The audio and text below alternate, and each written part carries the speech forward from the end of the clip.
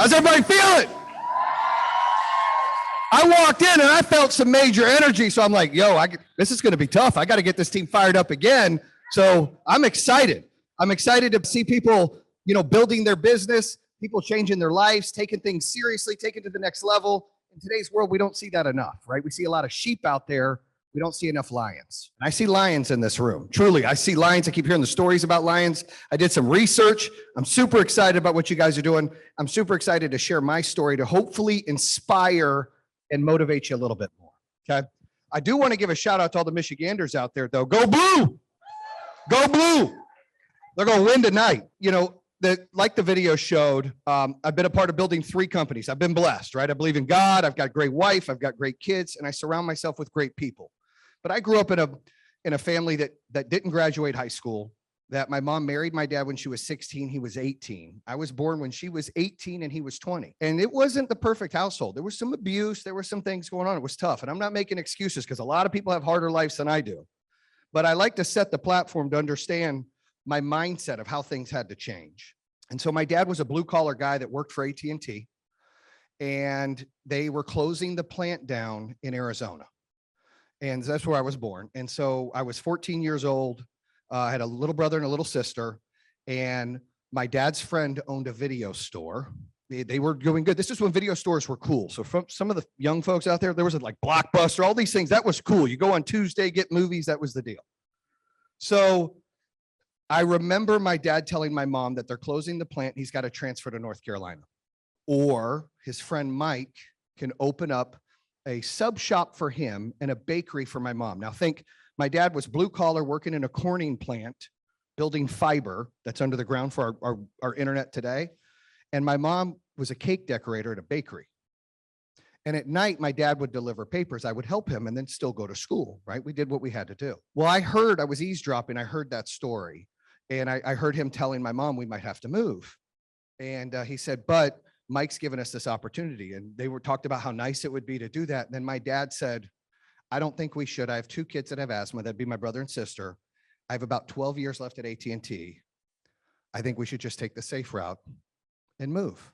And that's what we did. There's nothing wrong with that. Fast forward to when we moved to North Carolina, we moved into a trailer park. Now, not that it matters. I grew up in a trailer park. I can say that, it's okay. Trailer trash is what I was called.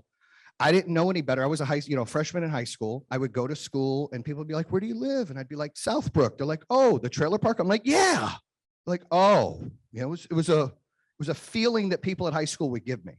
And that's not really good when you can't control who you are, what you look like, how much money your family has. Everyone can relate to that somehow, some way, right? That was the feeling I was getting. At 14 years old, I would wear fake Tommy Hilfigers. For those that remember Tommy Hilfiger, I would get them fake ones. They'd be like $15 at the flea market, right? People would question me like, is that a fake Tommy? No, they'd look at the tag. I was getting bullied, as a freshman because I didn't have money. Fast forward, when I got my first car, I spent like $300 on it. The insulation was falling out. It was an 85 Dodge Lancer. It was like 5 colors, had hubcaps. I would scrub the hubcaps, right, with a toothbrush. I put a system in that was worth more than the car. I think some people have done that before. So but I had this, I hated the feeling that I felt limited. I felt capped, that I couldn't do anything about my situation. I know we've all felt that before, right? It's like, I'm stuck in this, where I live, how much money my family has, and it's wrong, and it's not right. And, fast forward, I've been married 20 years and I have 4 beautiful kids and 2 grandkids, right? So all about family. My wife's in the back. She keeps me in line. But we met in high school when I was 15 and she was 14. Okay. And, my first chapter of my book is Make Your Own Map. And so I'm building that up for you, what I just told you. But when I met Liz, I knew the first time I kissed her in the parking lot, I said, I'm going to marry that girl. My buddy's like, whatever, dude. I'm like, no, really, like there's some kind of connection there. And there was, and there is. But we did the wrong thing. I got her pregnant. She was 17 years old. No, she was 16 when she got pregnant. I was 17. And her mom wanted her to have an abortion. Would call me trailer trash, tell me I can move my trailer by sticking my feet out the window. I used to be like, really? Can we do that? Is that possible? But it didn't happen. But thought maybe it was something we can do, and would judge me because of where I live. Now, we all that are parents, we get it. We want the best for our kids. As an adult, I understand some of the things that she felt, because I've got 3 daughters, right? And 1 son. I get it. But she also told her she wasn't allowed to have the kid, and that if she had the kid, that she wasn't allowed to live there, and that she would call social services and make her give our kid up for adoption. So we were kids getting ready to have a kid, younger than my parents were. I dropped out of high school. I had good grades. There was no reason to go finish traditional high school. She dropped out. She was pregnant. She went and got her GED. We would live together for a little bit, and then she would talk to her mom, and her mom would be like, you're going to give this baby up for adoption, or you're going to have an abortion, but you're not having this kid. And then so when she would talk to her mom and go to her mom's house, I'd get upset and I'd be like, well, we're done. You can't do that. Then her and her mom would have issues, and she'd come back to my house, and her mom put her in a maternity home, and I had to break her out. Here I am, 17 years old, driving up to maternity home, letting her jump out of the window pregnant, come out of the thing, get in the car with me and my buddy, and drive back, and she'd stay with me. Now remember, when you're 17 and 16, you don't know what you're doing. But we knew that we loved each other, and we knew that we believe in life, right? We believe in God gave us something that we had to have. It was our baby. It was our choice. Fast forward to October 27th, 1998, my daughter was born. Me and Liz weren't together. We were in one of those modes where we were fighting again, right? Her mom had control of her again, was bringing families to come meet with her to give our daughter up for adoption. She went to the hospital. She was getting induced. I worked at a company called First Union, which was a bank. I was in the call center rep. I used to do sales over the phone. I remember taking the day off, going to get a Polaroid camera, picking up my buddy Benji, and driving to the hospital so I can see my daughter born. I remember pulling up and seeing her mom and her sister and her mom's boyfriend outside. When I pulled up, they ran back into the hospital. I said, okay, this is here. This is where it's going to happen. She's having the baby here, obviously, so it's confirmed. So me and Benji walk into the hospital. When we did, I walk in, I've got my Polaroid camera. I asked the lady at the desk, hey, I'm here to see Elizabeth Stalvey. Said, there's no Elizabeth Stalvey here. I said, I just saw her mom. And sister, like, she's having my daughter, she's here. She said, sir, she's under an alias name and her family doesn't want any guests. I said, okay, well, what am I supposed to do? I'm here to see my daughter born. She said, well, this is back when you can actually go to the nurseries and look at the kids. You can't do that now, but back then you could. She said, you can go up there and you can go and look at the kids and take pictures, but there won't be names on the kids. So that's what I did. I went up there. I took pictures of 9 kids, 9 girls, not knowing which one was mine. I started crying. I was with my buddy. I was like, what am I going to do? Like, this is crazy. Her mom that day was telling her, and the night before, she was going to call social services. She wasn't going to keep the kid. That's what she said. So I had all this fear.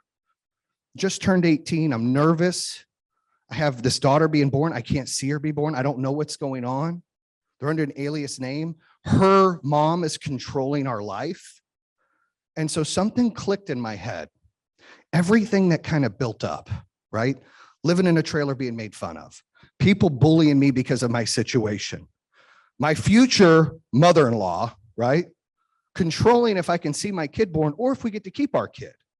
And a switch clicked. It was a defining moment for me to say, enough's enough. And so that day, two things happened. 2 people's lives changed. My daughter was born. And I decided that I was going to make my own map, and nobody, not her, not the people at school, not the people that hated me, not family members, not friends, not anybody would control what I was going to do with my life. That it was my map to make, and that I was going to be destined to do whatever I wanted to do. Nobody else can control that. So I went with my little beat up car and got a loan for $1,000 and got an attorney and was trying to get rights to my child, right? Get joint custody. Story takes a little twist. When Liz was there, her mom left because she said, I'm not giving this baby up. She had the baby by herself. Her grandma came. She moved in with her grandma. I got to see my daughter when she was 6 days old for the first time. Okay. So people are like, oh, your mother-in-law's a monster. Yeah, she was a monster. Story gets better. So fast forward, here I am, I've got a child. Me and my wife go and get married at a justice of peace when our daughter's 2. We kept playing house. Let's move in together. Let's not move in together. All of these things. But that day when my daughter was born, that transformed me to make my own map. And I knew her life came into existence, that I had to do better. So I went and I was grinding to give her a life I didn't have. I was working my butt off. I was doing sales, commission only jobs, everything I could do to make sure that she had a better life than I had. And I know a lot of you guys can relate to that feeling, right? You grow up a certain way and then you want to be able to provide more for who you love and your family than what you had. So that was my first chapter, is make your own map. I decided to do that. I remembered that story because in 2019, when I won the Entrepreneur of the Year award, I was shocked I won. That's probably the biggest award I feel I've won. And I was one of the first people to not go to college or finish high school to win the award. It's a prestigious award. But I remember being there with my wife in 2019, and I had the, how the heck did I get here moment? And it reminded me of the hospital and how things clicked. So when I wrote a book, I was like, I got to talk about that, about making your own map. Now that's on the personal standpoint. In business, people told me I built 3 companies from the ground up, from my master bedroom with a tile board that was $25 and a Sharpie marker, knocking doors, you know, hey, you want to get an alarm system? We put a sign in your yard. It's $1 a day, whatever I had to do. Learn it, train it, believe in it, be all in, passion, love. I heard everyone talking about that. You got to be all in what you're doing. And that's what I did. And I built 3 companies from the ground up. But I had to make my own map. Nobody gave me anything. The people in this room weren't given anything. You're earning everything, right? And that is the life that we have when we make our own map, is we pick how we want to do it. We pick how good we're going to be. We're going to be platinum. We're going to be ruby. We're not going to be good. You pick that choice. You are destined for what you want. I've got over 450 sales reps at Power Home Solar. I still today, with 2,400 employees, do our sales meeting to get them inspired and motivated because it's my favorite thing to do. But I'm a big believer in sales, that your number is like golf. Everybody's got the same excuses. We all have the same struggles. I've got kids. I don't have time. It's hard to network. It's hard to get people to work with me. It's hard to get people to work on my team. It's hard to do all of that. It's just noise. Everybody has that. So the ones at the top, that just means they're better. That's all it means. It means they worked harder. It means they listened. It means they trained. It means they paid attention. It means that they do the little things that matter every single day when they're making their map to take it to the next level. That's all it means. Doesn't mean everyone else is bad. It just means if you want to get to that point, you're going to have to do more because they've earned it. It wasn't given to them. I believe in that in sales. I believe your score is your score. If I ran a school, people probably wouldn't be happy. I'd show everybody's grades. I don't care if you're kindergarten or a senior. Be like, this is your grades, Jimmy. What do you think? Not good? Tell mom to help you study, right? That's what I would do, because competition elevates. It makes the best out of us. We're not here to be sheep and just get by. We're here to elevate and grow and do big things, right? That's what it's about. Brings me to my second chapter, which is don't take the elevator. You got to take the stairs, right? You can never get perfection, but you can get progress. And every day that you do one thing more, if you try 1% harder today than you did yesterday, in a year, you're going to be 365% better than you were last year. It's all mindset. The problem we have in life, especially in the social media life that we have, or with a cell phone and all this stuff coming at us right in our face all day, that instant information, I want to know what this is, Google it, whatever, is we're not satisfied if we don't see results fast. Think about people losing weight. I mean, I try to lose weight. It doesn't happen. Up, down, whatever, right? I'm going to get some 15, by the way. I'm getting some of that. But I play for a tie. I work out 5-6 times a week, but I eat like crap. So as long as I stay the same, I'm winning because I'm playing for a tie. But that's the only thing I want to tie at in life. I should probably win in that, but I don't right now. However, progress is important. Someone who loses 60 pounds doesn't lose 60 pounds in a day. They lose a pound a day or 2 pounds a week or 3 pounds. It's progress. And the problem we have, especially in sales, especially in opportunities, is if we don't get instant results, we feel like a failure. We want to take that elevator and be like, bam, I'm the top one. I'm platinum. I'm ruby. What's up? That's what we want. It's okay to want that, but that's not how this works. That's not how you get better. That's not how you're able to overcome more objections. You're able to handle the struggles and the ups and downs. You got to put the work in. You got to get progress every single day. And every day is not going to be great. And that's okay. How you overcome it is what matters, right? How you get through that is what matters. I like to tell people, don't set your expectations too high. Just don't. I don't set our goals. Our CFO gets really bothered. He's like, I need like a 5-year forecast. I'm like, dude, I'll give you like 180 days. Okay. I like to set goals 1 week, 1 month, 3 months, 6 months. That's it. I don't look outside of that. People are like, what are you going to do next year? I don't know. I don't know what we'll do next year. I mean, I know this year we'll break 700 million in revenue. They're like, what are you going to do next year? I don't know. In 3 months, we might do 100 million a month. I don't know. You gotta lower your expectations and goals. And that's not a bad thing. You can have big aspirations. Those are dream goals, but you can't live in that every day. You got to live in the moment. I got to interview a lot of cool people on my podcast, right? True Underdog Podcast. So make sure everybody checks that out when you're done too. The True Underdog Podcast, right? Top 3 podcasts. But Barry Sanders, NFL Hall of Fame. Yeah, but Barry Sanders, give it for Barry. I got to interview him. And one of the things he told me, he's like, Jayson, listen, the way I was able to succeed so much is I stayed in the moment. You know, when we went on the field in high school, there was like 8,000 people in the stands. I didn't envision myself playing in the NFL because I didn't want to be discouraged. I just envisioned starting on the high school team. And then as that went on, I said, I just want to go to college. I just want to be able to play or walk on to college. Then when he got there, it's 25,000 people at Oklahoma State that he had to play in front of. Right. And then he was like, all right, well, I'm not going to like think of pro. I'm going to think of just being the starter and doing what I got to do here. And then when he got drafted, and the whole point to this is then he got drafted. You got to stay in that moment. You can't let the lights be too big and you can't let them be too small. You got to be humble, but yet you got to be hungry. You can't accept average, but you can't get defeated and discouraged when it seems like it's too high to get up to that 100th floor.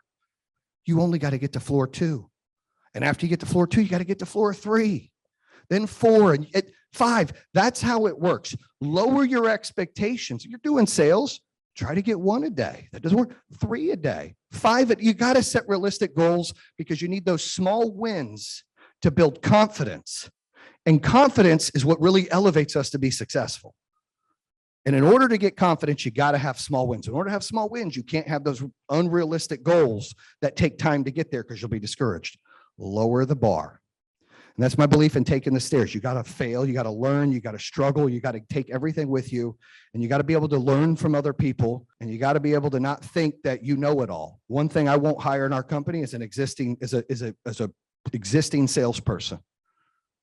Do you know why? Because they're stuck in their own ways. I want them to learn the Power Home way. I want them to educate people.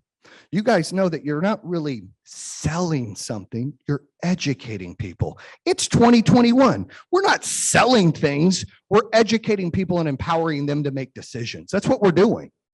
So some of the best sales folks in here are stay-at-home moms. Why? Because they're not selling anything. What are they doing? They're educating people in things that they believe in. They have a why that is bigger than them. And when you're passionate and you believe in something, things really start to take off. Third chapter in my book is called Don't Be Held Hostage. And that can relate to being on a personal level or on a business level. Now, fast forward, at the time, 2010, me and my wife have 3 kids. She's pregnant with our son, right? Our 4th kid. And I didn't realize that my relationship with my parents wasn't the way it should be in my marriage, the whole circle, till I was like 30 years old. I'm 42. So it was like 12 years ago, I felt like, oh, now I'm an adult, right? Built 2 companies at that time, did all these cool things, but I still struggled because my parents made me feel like I was their child and I was in their circle first. Then my wife and kids were my circle after. And that's not how it works. And I know people today still that I'm friends with that live like that put their parents or siblings before their wife or their kids because they feel guilty into that. Now, I'm a father of a 23-year-old who has 2 kids. And sometimes I catch myself saying, Hannah, you need to do that. You need to do that. I'm your dad. I told you do that. You need to do it that way. She's like, Dad, I'm her mom. I'll do what I want. You're right. You're right. I forgot. You're right. You got to have mind yourself, right? Well, I had a time where my mom, like in 2010, sanitizer wasn't cool, right? A lot of people didn't have it. Well, my wife, Liz, she had it. Like she was ordering it. I don't know where she was getting it, some special country or something, because nobody had it. But she had sanitizer before it was cool. She had major OCD. You weren't allowed to come in unless you took your shoes off 400 feet from the door. And when you came in, you had to wash and scrub your hands with this sanitizer stuff. Nobody knew what it was. And I thought it was like, this is a little ridiculous, but if that's what you want to do, that's fine, right? Happy wife, happy life. I'm just going to sit the sidelines and back up a little bit. Well, my parents would come and I explained to you, they were very blue collar, didn't have a lot. They would be intimidated, you know, especially as we started to grow and be successful and have nice things and live a better life. It made my parents, they're not bad people, but it made them intimidated. It made them feel less than. It was a different feeling for them. Now, we all want our kids to have more. We want them to be bigger and better than us. That's the natural love we have for our children. I don't think my parents didn't want that, but it was uncomfortable. And they'd walk into the house and have to take their shoes off and put all this stuff on before they touched any of our kids. Right? Back 2010, the mom would be like, what, are we dirty? She'd get pissed. She'd take it personally. I'm like, no, you're not dirty. We'll rub my wife the wrong way. And here I am playing in the middle. We all know what this is like. You got relationships with people where you're playing referee. You're being stuck. You're being held hostage to try to make everybody happy. It's exhausting. And it took for my mom to lose it with my wife one day when I say Nevada because it sounds cleaner than Vegas. I was in Nevada for an event. And I get a phone call and she's like, your mom just shoulder checked me, blah, blah, blah, blah, blah at the office. What? So we cut them off. Like my dad called, he's all fired up. And I'm like, look, till you respect our circle, me, my wife, my kids, that's my circle. You're not in my circle. My parents are like, BS. We're your grandparents. So you're going to let us see us. I said, listen, blood doesn't give you a privilege for anything. A relationship is both ways. You bring it and I bring it. We share a relationship because I do good things and you do good things. Not because we're blood related. You're not going to force me to have a relationship with you if I feel it's abusive for me or my wife or my kids. And that was the hardest thing I've ever done. My son was born. They didn't get to see it. They didn't get to be a part of that. It was so hard. I struggled with it. With therapy, with Christian therapy, kept doing I was like, this is hard. But it was the best thing I ever did. You know, you fast forward today, my son's 11. My parents are the best grandparents in the world. They weren't the best parents, but they're the best grandparents you can ask for. And they've got all the respect in the world because I drew that line and I wasn't held hostage. Right? And sometimes we're held hostage in relationships. We're held hostage in business. Maybe you got someone on your team or a manager, something that's holding you back. You know, I ran sales organizations where I had door knockers knocking on doors to sell home security. Let me tell you that. You get some weird people when you're hiring door knockers. I did that for a long time. But if I had some top salespeople, I was held hostage to my business. If a top salesperson quit on me, threatened to leave, wanted to get paid more because they were the top salesperson, whatever it was, even though they sold more, so they made more, they felt entitled. They would hold me hostage. I would be negotiating with terrorists because they didn't care about me or the business. They cared about themselves. And I would be stuck bowing down to whatever they needed. I would be compromising my beliefs in the company or personally to make sure that, okay, we still need that person's numbers. I know that person's a prima donna and I know that they're, we need their numbers. I didn't like that feeling. I had that in my first business. Had it a little bit in my second business. When I built Power Home Solar, I was not going to have that. I made it on purpose that we would never be held hostage to anything, that everybody in that company would be a cog on the wheel, on the tire, on the truck, on the road, and that nobody, whether you clean the bathrooms or you were the top salesperson or your CFO, was bigger than anybody else. Everybody was equal and everybody brought their part and everybody was treated that way. And salespeople all get paid the same. You want to make more, you sell more. You're not entitled because you're better. You're better. You get incentive by selling more deals. And so I've had a handful of top sales reps. I'm all about integrity that will say the wrong thing or do the wrong thing, and I'll fire them. And back in the day in my businesses, I would struggle with that because I'd be like, I just fired my top sales rep. Are we going to make payroll? Now if I fire a top sales rep, number 2 goes to number 1. That's it. Nothing changes. It's pretty simple, right? You can't be held hostage growing a business, growing your team, being a part of something by people that aren't on part of the movement with you. If they're not all in on you, you can't do it. 4 is scared money don't make money. Everybody knows about that, right? Scared money don't make money. You got to bet on yourself. So many times I bet on myself. When home security business, I built up, I did well. I built the second one up, I did well. I opened up the solar company. I had no idea what I was doing. I just knew that I was tired of home security and I wanted to be part of something that would change the world. And I wanted to do it the right way and build an awesome brand. And so I went through that process to do that. And it cost me everything I ever made. Millions of dollars I put into the business the first 2 years. I didn't get a paycheck for 22 months when we opened. I had a house on the lake in North Carolina, $2 million house. I had to sell it. I remember I opened the company in January 2015. In December of 2015, we were at a Christmas vacation in Disney, which I probably shouldn't have gone on, but I paid for earlier in the year. I wish I'd had that money. I could have stuck it in the business. But I remember seeing the kids having a good time. Like, man, this is BS. I got to put this money in the business. What's going on, right? I was frustrated. I remember telling my wife, I was in tears. I'm like, I've never lost before because I've never quit. But every dollar we've ever made in home security is in the business and we haven't got anything back. My business partner, Kevin, at the time was like, we need to close shop. Like he was quitting on it. And he was running call centers for us. We had call centers overseas. He was doing a lot of that back in the home security business, trying to get us something. But now that was losing money and needed money from the solar company. We were struggling. And he's like, we need to shut it down. And I came to a point that I was sitting there talking to my wife, like, what do I do? It's 34, 35 employees. We did 3 million in sales, but we lost $1 million. I had to pay that $1 million. That's all I had in the bank.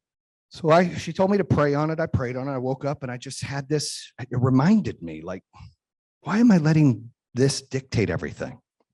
Like, this is before Wolf of Wall Street movie came out, but you know, this line where he's like, they're going to have to carry me out.